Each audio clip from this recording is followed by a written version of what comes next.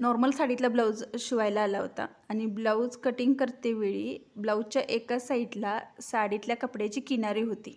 आता ही किनारी आहे ती जास्त लांब नव्हती आणि रुंदीला जवळपास 1 किंवा 1.25 इंचाची होती.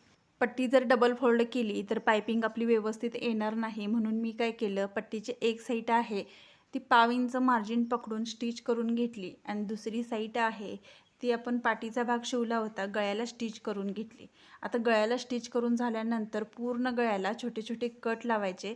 कट लावल्यानं काय होतं की गोट आहे तो पलटला जात नाही, पाठीत व्यवस्थित फिनिशिंगसह दिसतो.